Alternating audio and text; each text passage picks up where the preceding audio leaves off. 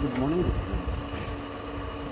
For 12th class student, we are going to start electrochemistry. तो electrochemistry में आज बच्चों हम देखेंगे स्टैंडर्ड हाइड्रोजन पोटेंशियल या स्टैंडर्ड हाइड्रोजन इलेक्ट्रोड किसे कहते हैं। तो स्टैंडर्ड हाइड्रोजन पोटेंशियल की ये जो सिस्टम है इस प्रकार से हम लोग बना सकते हैं। इसमें आप देखते हैं कि ये पूरा एक सिस्टम है जिसमें कि आपका प्लेटिनम की एक फॉइल है और जो प्लेटिनम की फॉइल है वो आपके लोकेटेड है यहाँ, और ये जो फॉइल है ये आपकी प्लेटिनम ब्लैक से कोटेड होता है।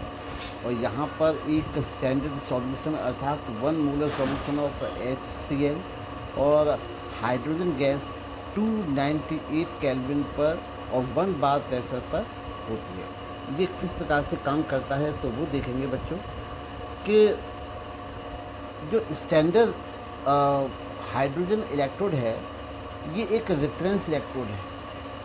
एक रेफरेंस इलेक्ट्रोड का तात्पर्य है कि अगर हम किसी भी दूसरे एलिमेंट का अगर हम पोटेंशियल रिडक्शन पोटेंशियल ज्ञात करना चाहते हैं तो जो सी है, जिस स्टैंडर्ड हाइड्रोजन इलेक्ट्रोड को हम सी भी कहते हैं, सी के कंपैरिजन में उसकी इलेक्ट्रोड पोटेंशियल कंपेयर करके हम उसको ज्ञात कर सकते हैं। तो it is a reference electrode and it's reduction potential assign and 0 volt at all temperature. तो जो स्टैंडर्ड हाइड्रोजन पोटेंशियल होता है, स्टैंडर्ड हाइड्रोजन पोटेंशियल का हम जो पोटेंशियल नापते हैं किसी भी टेम्परेचर वो हम 0 मान के चलते हैं। 0 के कंपैरिजन में हम किसी भी फिर एलिमेंट का जो पोटेंशियल होता है, रिडक्शन पोटेंशियल होता है, उसको मेज़र कर सकते हैं। The reduction hydrogen electrode consist of platinum electrode coated with the platinum black. Electrode is dipped in an acidic solution having 1 molar concentration of H plus ion. तो जैसा कि हमने पहले यहाँ पे डायग्राम में देखा था कि यहाँ पर हमने एक स्टैंडर्ड सॉल्यूशन भरा जिसमें 1 मोलर सॉल्यूशन आपका HCl है और यहाँ पर टेम्परेचर 298 है और आपका बार भी 1 बार है। तो स्टैंडर्ड पोटेंशियल पे हम 298 केल्विन पर 1 बार पर यहाँ पर हम 1 मोलर सॉल्यूशन ऑफ HCl जिससे H प्लस आयन रिलीज हों भरते हैं और प्योर हाइड्रोजन गैस को हम भी भरते हैं। Hydrogen electrode can both ways anode और कैथोड। यहाँ पर जो हाइड्रोजन कैथोड है अर्थात हम जो C है वो आपका एनोड और कैथोड दोनों की भांति काम कर सकता है। अर्थात hydrogen electrode standard hydrogen electrode जो है आपका एनोड और कैथोड दोनों की भांति काम कर सकता है। तो जैसे हम जानते हैं एनोड पर ऑक्सीडेशन होता है, तो यहाँ पर अगर हम सी की ऑक्सीडेशन रिएक्शन देखते हैं तो सी की ऑक्सीडेशन रिएक्शन यहाँ पर H2 गैसेस फॉर्म में जो हमने प्योर फॉर्म में भरी है वो आपका आयंस में कन्वर्ट हो जाएगा और यहाँ पर 2 इलेक्ट्रॉन रिलीज हो जाएंगे। अर्थात यह एक ऑक्सीडेशन रिएक्शन का एग्जाम्पल होगा। तो यहाँ पर अगर एनोड की बात करें तो एनोड पर ऑक्सीडेशन होता है, ऑक्सीडेशन की भांति काम करता है। तो अगर यह एनोड को मानते हैं तो यहाँ पर ऑक्सीडेशन होता है H2 का 2H प्लस आयन। यह कैथोड की भांति भी काम करता है। तो 2H plus ion after taking 2 electron convert into pure hydrogen gas. तो इस प्रकार से हम कह सकते हैं कि जो स्टैंडर्ड हाइड्रोजन इलेक्ट्रोड है वो आपका एक रेफरेंस इलेक्ट्रोड है जो कि आपका किसी भी मेटल के अगर हम लोगों को इलेक्ट्रोड पोटेंशियल रिडक्शन पोटेंशियल ज्ञात करना है तो हम लोग हाइड्रोजन या सी के कंपैरिजन में ज्ञात कर सकते हैं। अगर हम इसकी रिप्रेजेंटेशन की बात करें तो किस प्रकार से हम इसको रिप्रेजेंट कर सकते हैं, तो यहाँ पे हम देख सकते हैं ये आपका प्लेटिनम सॉलिड है, platinum slash H2 gas slash H plus is equals to concentration is equals to 1 molar. तो इस प्रकार से हम सी को रिप्रेजेंट कर सकते हैं, अर्थात हम स्टैंडर्ड हाइड्रोजन इलेक्ट्रोड को मेंशन कर सकते हैं। अगर हम बात करें measurement of standard electrode potential तो in order to determine the standard electrode potential of electrode of in the standard condition is connected to a standard hydrogen electrode. अगर हम किसी भी एलिमेंट का स्टैंडर्ड इलेक्ट्रोड पोटेंशियल ज्ञात करना चाहते हैं तो हम उसको स्टैंडर्ड सॉल्यूशन में कंटेन करने के बाद हम उसको शी मतलब स्टैंडर्ड हाइड्रोजन इलेक्ट्रोड से कनेक्ट कर देते हैं। If the electrode forms negative terminals of the cell it is allotted negative value of electrode potential. अगर ये आपका इलेक्ट्रोड निगेटिव टर्मिनल की भांति काम कर रहा है तो यहाँ पर निगेटिव चार्ज जनरेट होगा, निगेटिव चार्ज होगा, जिससे आपका निगेटिव पोटेंशियल प्रोड्यूस होगा। और अगर इसी भांति if it form positive terminal in a cell it is allocate the positive value of electrode potential. तो इस प्रकार से अगर यह पॉजिटिव टर्मिनल की भांति काम करता है सेल तो यहाँ पर आपका जो पोटेंशियल होगा वो आपका पॉजिटिव होगा।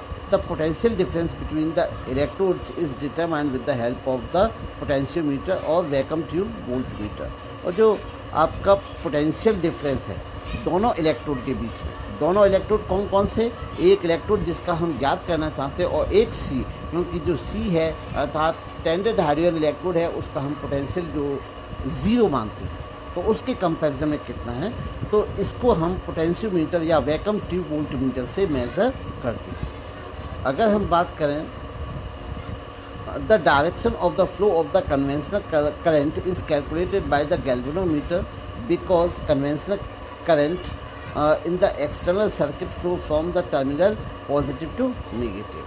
तो जो फ्लो ऑफ या direction of the conventional current होता है वो गैल्वेनोमीटर की सहायता से हम मेज़र कर सकते हैं। और जो करंट का फ्लो होता है जैसे सब बच्चे जानते होंगे वो पॉजिटिव टर्मिनल से निगेटिव टर्मिनल की तरफ होता है।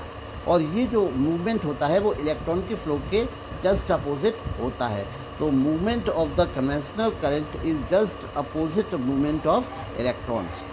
अगर हम इसको एक न्यूमेरिकल की सहायता से समझना चाहें, in order to find the standard electrode potential of zinc electrode is 1 molar concentration and zinc ion is containing to connected to She and a voltmeter creating show the potential meter is 0.76 values. इसको अगर numerical की देखें, अगर हम किसी भी zinc electrode को हम किसी भी स्टैंडर्ड पोटेंशियल हाइड्रोजन पोटेंशियल या स्टैंडर्ड हाइड्रोजन इलेक्ट्रोड के साथ कनेक्ट कर देते हैं तो यह क्या परिवर्तन होते हैं हम इस न्यूमेरिकल की सहायता से, एक छोटे से न्यूमेरिकल की सहायता से देखेंगे।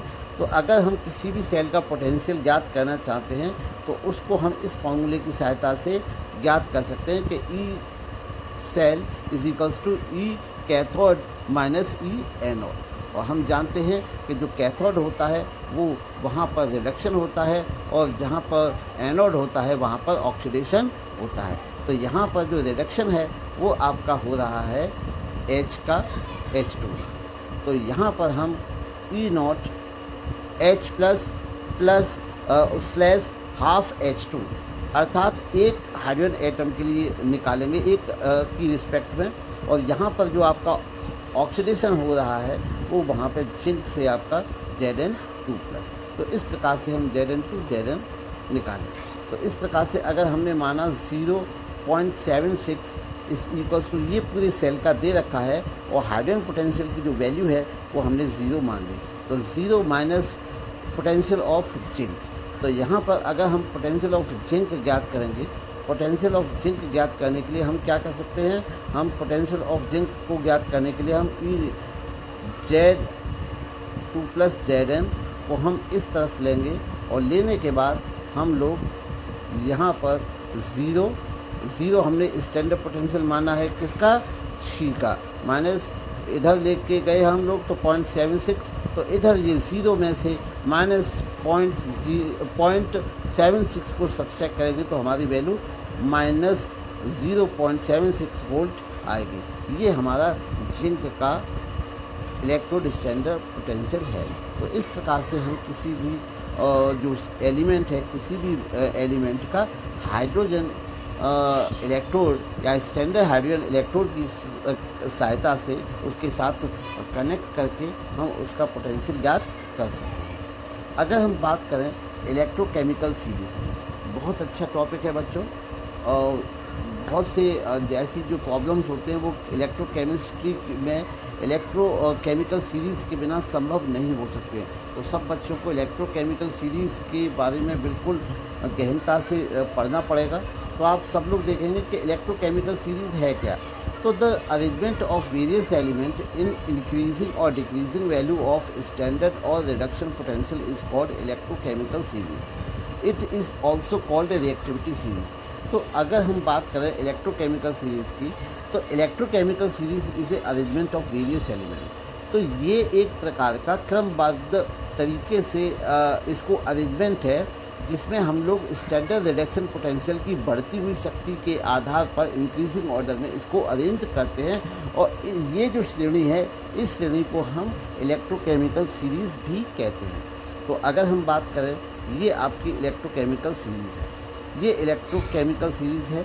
यहाँ पर आप देख सकते हैं ये आपकी oxidise form plus 1 n electron is arrow reduced form. तो यहाँ पर इस फॉर्म में है, और यहाँ पर जो हमने कहा था कि जैसे जो C है ये आपका स्टैंडर्ड पोटेंशियल है, ये आपका स्टैंडर्ड पोटेंशियल है। स्टैंडर्ड पोटेंशियल के कंपैरिजन में हम लोग सभी एलिमेंट्स को उनके पोटेंशियल के अनुपात में मेज़र कर सकते हैं कि इसका जो पोटेंशियल है हाइड्रोजन की रिस्पेक्ट में पॉजिटिव और नेगेटिव किस प्रकार का है, whether it is oxidising agent और रिड्यूसिंग एजेंट। ठीक है, तो इस प्रकार से अगर हम बच्चों बात करें कि what is the application of electrochemical series, तो सबसे पहले अगर हम बात करेंगे तो इसका सबसे पहले जो काम होता है the relative oxidising and reducing power of various substance. तो इस प्रकार से हम कह सकते हैं कि इस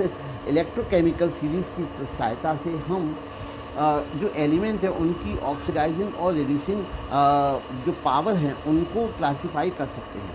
जैसे अगर हम एग्जांपल लें कि फॉर एग्जांपल फ्लोरीन है, तो fluorine has highest reduction on potential which means it is most easily reduce to F minus ion.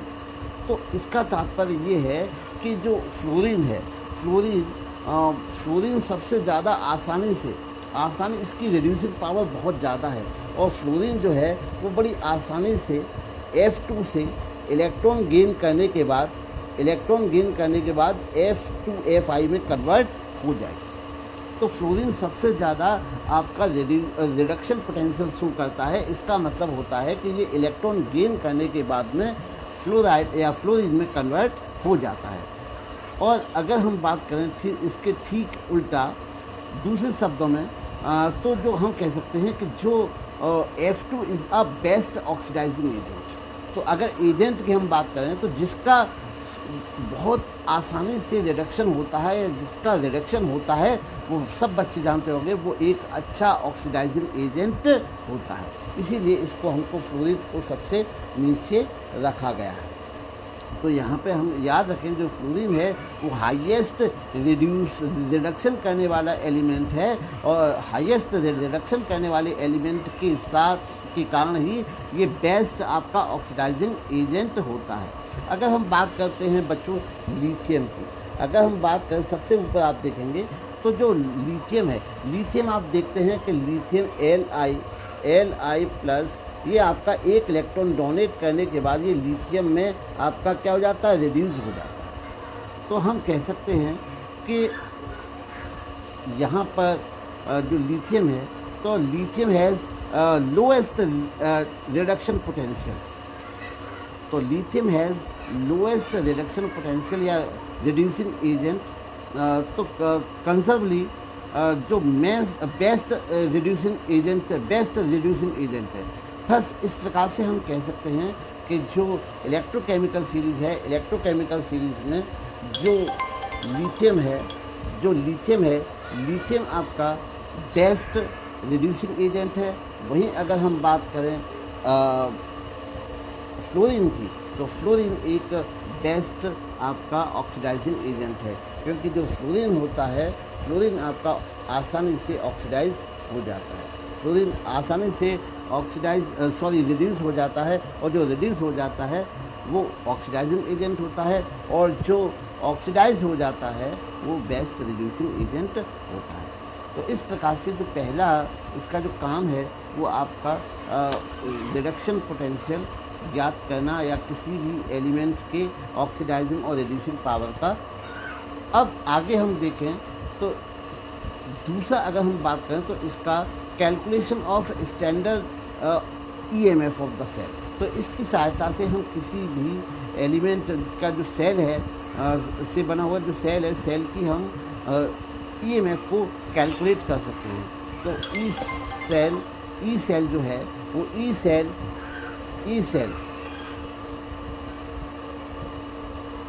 Cell आपका जो ई सेल है, ई सेल सब बच्चे जानते हों, सेल इज इक्वल्स टू होता है आपका ई एनोड माइनस ई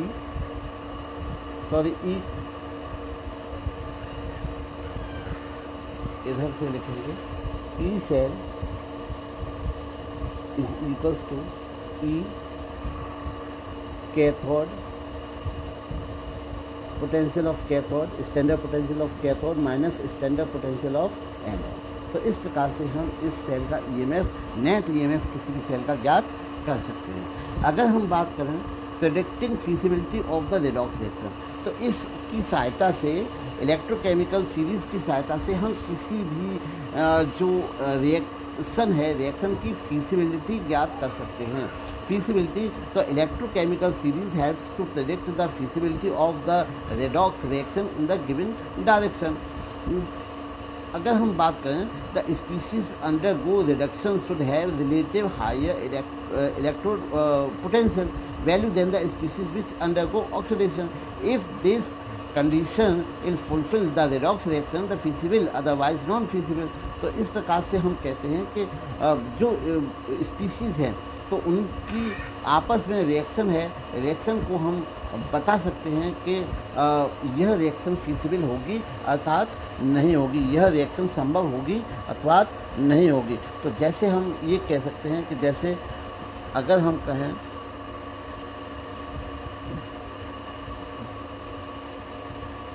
zinc sulphate ZnSO4 plus Cu, तो अगर हम इसको देखें तो ये हो गया आपका निकलने के बाद Zn2 प्लस Cu।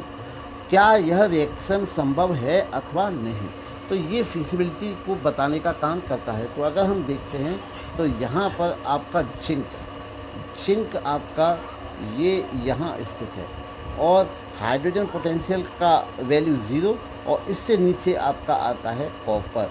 तो ये कॉपर जो है, साधारण शब्दों में मैं बताऊं, कॉपर जिंक सल्फेट को उसके सल्फेट से रिप्लेस नहीं कर पाएगा, क्योंकि अगर हम बात करें तो इसका जो जिंक है, जिंक का जो रिडक्शन पोटेंशियल होता है, रिडक्शन पोटेंशियल जो होता है वो आपके कॉपर से अधिक होता है।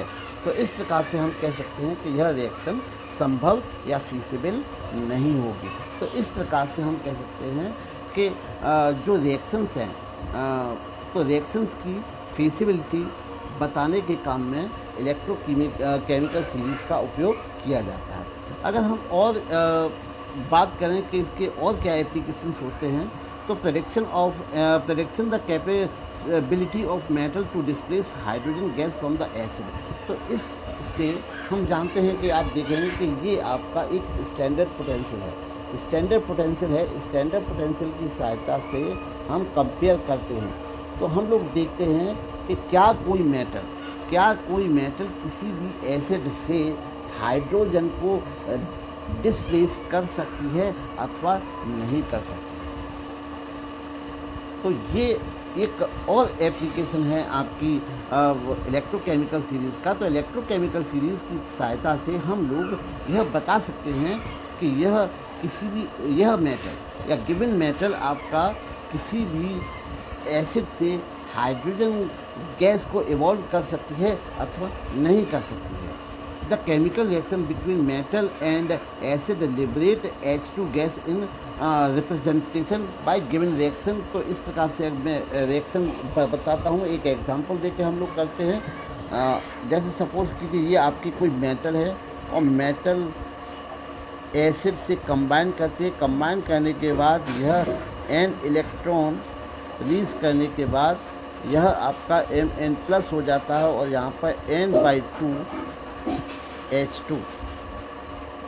तो इस प्रकार से यह हाइड्रोजन गैस लिबरेट करती है। तो इस प्रकार से हम कह सकते हैं all metal lying above the hydrogen electrochemical series can liberate hydrogen gas.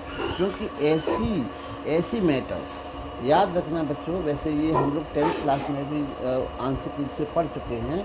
तो यहाँ पे जो मेटल्स हाइड्रोजन पोटेंशियल या स्टैंडर्ड हाइड्रोजन इलेक्ट्रोड से जो ऊपर स्थित हैं वो कैन लिबरेट H2।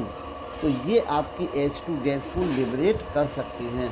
लेकिन जो मेटल्स आपके हाइड्रोजन से नीचे लाई करती हैं वो आपकी H2 गैस को लिबरेट नहीं कर पाएगी। तो इस प्रकार से हम लोग फिर से देखेंगे कि इनके एक सरसरी निगाह से कि इनके जो मुख्य काम होते हैं या मुख्य एप्लीकेशंस होते हैं वो इलेक्ट्रोकेमिकल सीरीज़ के क्या होते हैं। तो सबसे पहले हमने बताया relative oxidising and reducing power of various substance.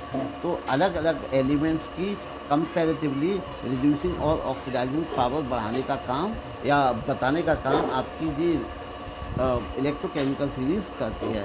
Number 2, अगर हम बात करें तो ये किसी भी सेल का टोटल स्टैंडर्ड ईएमएफ ज्ञात करने का काम भी करती है। जो स्टैंडर्ड जो सेल पोटेंशियल है उसको हम कैथोड माइनस एनोड करके निकाल सकते हैं। और नेक्स्ट यह जो इलेक्ट्रोकेमिकल सीरीज़ है वो प्रेडिक्शन करती है, वो बताती है कि whether this reaction is possible और नॉट। अगर हम बात करें तो यह किसी भी मेटल की क्षमता को बताती है, किसी भी मेटल की सामर्थ्य को, किसी भी मेटल की कैपेबिलिटी को बताती है कि whether it can displace hydrogen from its acid और नॉट।